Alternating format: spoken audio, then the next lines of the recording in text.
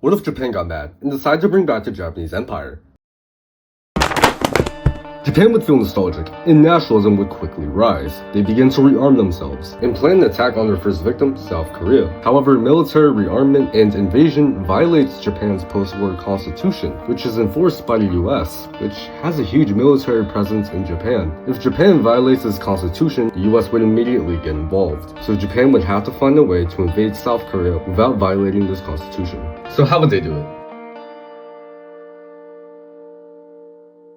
Japan wouldn't care and would take out the US military influence in their country, which would also get the US involved. However, Japan's plan is to gain momentum before the US can do anything. With their army mobilized and fully rearmed, they declare war on South Korea, which also has US military bases. The plan would go as expected. Much of South Korea would fall to Japanese occupation until they reach the DMZ border. The Japanese push will be a lot slower, and there will be a lot of casualties, but they'll eventually make it out, annexing South Korea.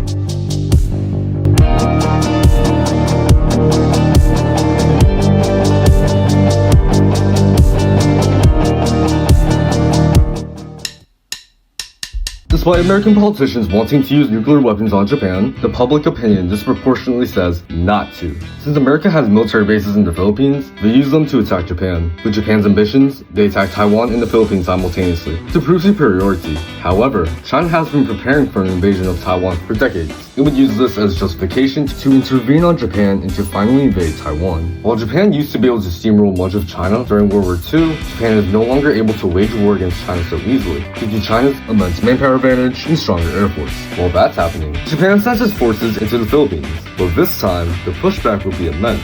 Due to the geography of the Philippines being so difficult to invade, along with the already existing American military bases. Even worse, America's Navy arrives from the Pacific, pushing east. With Japan distracted over 3 different fronts and completely cornered, we'll have to brace for total war.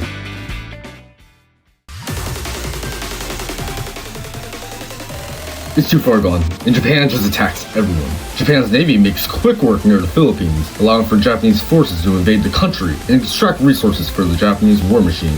However, America's navy from the Pacific pushes in, initiating the Second Pacific War. With intense fighting and heavy casualties, Japan beats the initial American invasion from the Pacific, turning its full attention towards the Philippines. With Japan's forces now distracted in the Philippines, China makes the bold move of launching full-scale invasion of Taiwan, justifying the invasion as protecting Taiwan from Japan. And the fear does come true as Japan invades Taiwan next. Japan and China will engage in a bloody war and will lose many forces in the progress, while the Philippines pushes back and continues resisting. With Japan's military weakened after failing to capture all of the Philippines, failing to capture Taiwan, and with America now sending over a mass navy from the Pacific, Japan scrambles into insanity. Japan's population back home faces severe rationing, having their food supply taken for the war effort, and everyone being drafted for the war or working in factories to produce weapons. With America's newfound navy arrived, Japan and America engage in a massive war. With the help of the Filipino resistance, Japan slowly loses its grip on the Philippines, forcefully pushing Japan back as America sinks multiple Japanese fleets. Japan loses brutal fights in the seas, while China formally declares war on Japan and flanks Japan from the back, full-boxing the Japanese navy, forcing it into submission. As America gets closer and closer to Japan's home islands, it pressures Japan to surrender or face the brutality. Even worse,